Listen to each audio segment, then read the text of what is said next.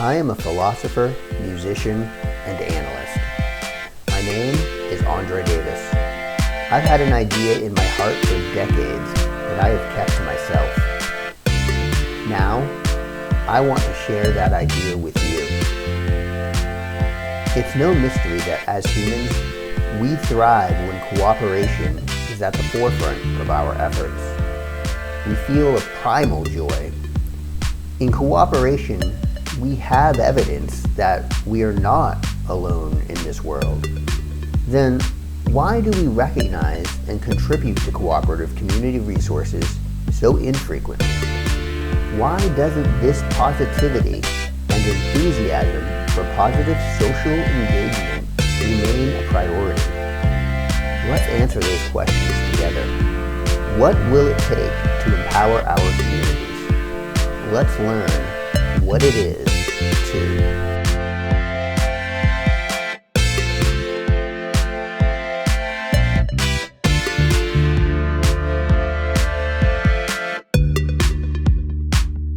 MandalaSon.com. We looked it up to see if it was available, and it was available. I purchased this through NameCheap.com. This is the website here, and it's pretty easy, straightforward. I've used it a few times to do this same practice, but you put in whatever you want for a name to check to see if it's available. I found that NameCheap is the least expensive, I think, typically, from what other places I've compared in the past. But so you put in whatever email or whatever domain name that you want to use. So let's just say Happy Harry's. Say we want happyharrys.com. I've already created mandalason.com, so this is just an example of what would happen. Happyharrys.com we could certainly buy for $14,399, but it will renew at only $15.88 a year. This is not the price that you would see for a typical domain. This is a pretty nice looking domain. There we go, patrickbelzer.com, $10.28 a year. That's about typical. And then you see that .com, you can go for .org, .bot, .net, .ai. So any of those, you'd buy one, and then, excuse me, and then you would need to set up, once you get on there, they'll ask you for, if you want to get their email plans, so business email, can be added to the package. We added that for ours. I think we might have gone with Pro, yeah, because we needed 3 mailboxes. I needed more than just one mailbox, because we've got me, somebody else, and then we have a registration email that we're routing that stuff through. Then web hosting is another option, and that's an option that I took as well. And you can do hosting in other places. I preferred to just keep it all in one spot. I've purchased a domain name and hosted the website through a different company, which works and is fine. I think it just adds another step. And for what we're doing here, we don't need anything specific that would be necessary for us to go someplace else to a different hosting provider. And with hosting through this and most other places, you've got the opportunity to use website builders and use WordPress, or import your own stuff. So it depends on how complicated, or not complicated, how much you want to, you're expecting to work with your website, and what resources you have or capability skills of your own to design a website without tools. So this would be your hosting. You choose the hosting, and then you got a quiz that they can walk you through what you need. I found that the customer support on NameCheap is really good. I've had questions, and they have this chat down here that you can use, and you'll talk to somebody pretty immediately. Especially during the setup, it's helpful to use. And then they also have really good guides on how to set things up. Actually, probably a far better repository of helpful videos than I've seen a lot of places. It's up to date. And then there's also ChatGPT, which I'll get into because that ultimately put everything together for me. But first, you're gonna have to set this up. So you set up your NameCheap. You get your excuse me. You get your name. You get your emails, and you get your hosting all in one package.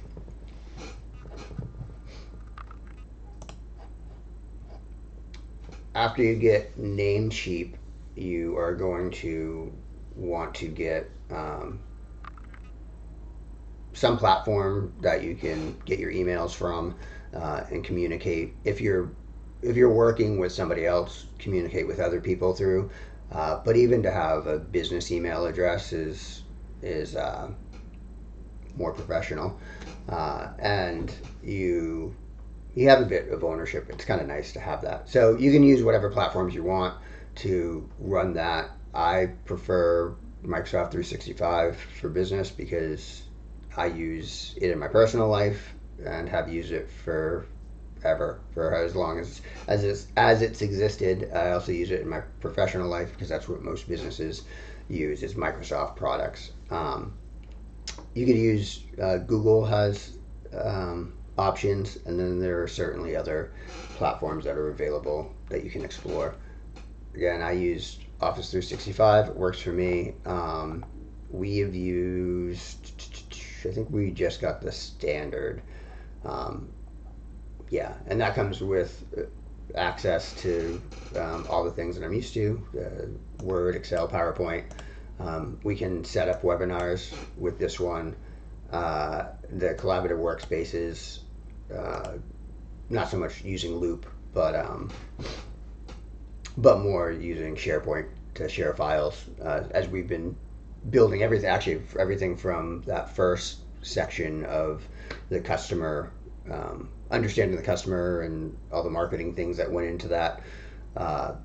Now I can move that from my own personal file system, and I've put that into our SharePoint site, so everybody has access to it and can do what they will with it. Yeah, and there's some other stuff in here, but we got a terabyte of cloud service storage per employee, which is great.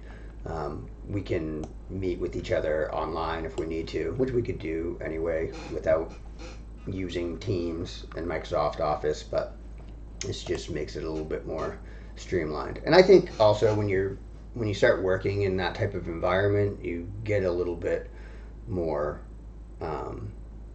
involved with it, more professionally bought in. It doesn't seem like a game or whatever at that point, but that's just some philosophy to go along with that. So setting this all up, you buy it, and then you set up your username, or you set up your account. You'll start off with like whatever you signed in with at on Microsoft.com or something like that. And then you get to the point of, as you're going through it, like, oh, well, how do I get this to be my business email address? So we want it to be mandalason.com. So you just go through the admin stuff and add your users as need be. So I had to add 2 other users, the registration, and then the one for Nolan, the other person I'm working with. And then had to, after taking those out, after adding those users, then we connected the domain name, got that speaking Microsoft Office 365, speaking to mandalason.com, the domain portion of it. And then we were able to bring that over into Office 365, and then do some tweaking there to change how it looks so that now everything sends out from André.Davis at mandalason.com versus André.Davis at mandalason.onmicrosoft.com. So there's some steps to go through. That's all I'm saying.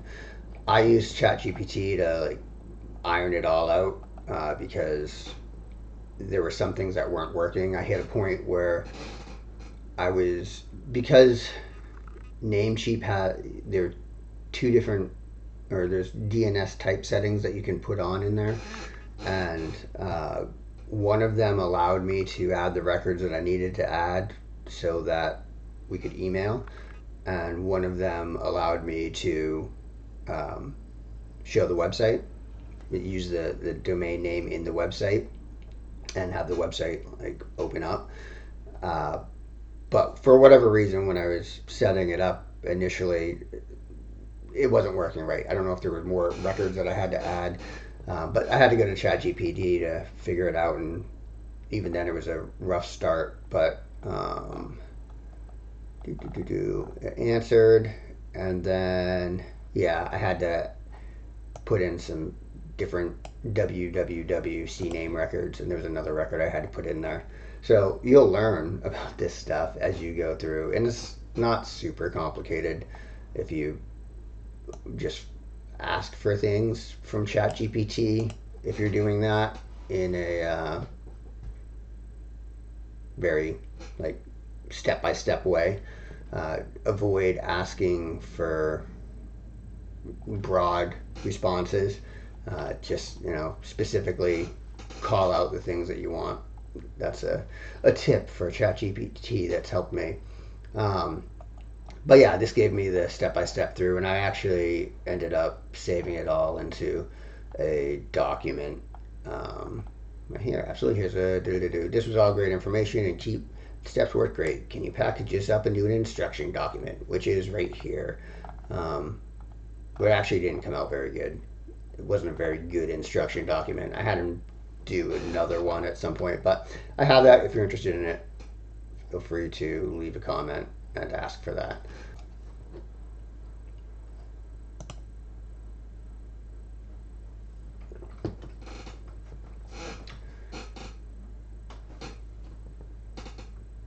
And then we've got our website published.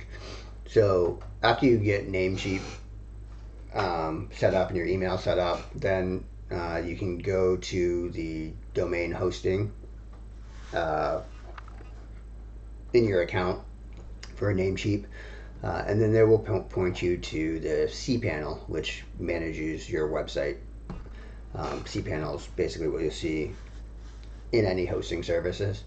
But there's all kinds of stuff on there that deals with the back end structure, but right now we're just interested in the putting something out there.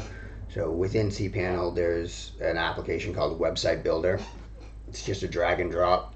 It's got templates already set up. So I had created this based off of a template and just stripped out the stuff that I didn't need. And I have not updated any colors or anything. I've just kept everything as is and put our information in instead of the information that was on the template. This down here, I added these buttons, and this all used to be images, photographs. So I made tweaks like that as well. But this is all, the website itself is functional, and it's easy to modify things. So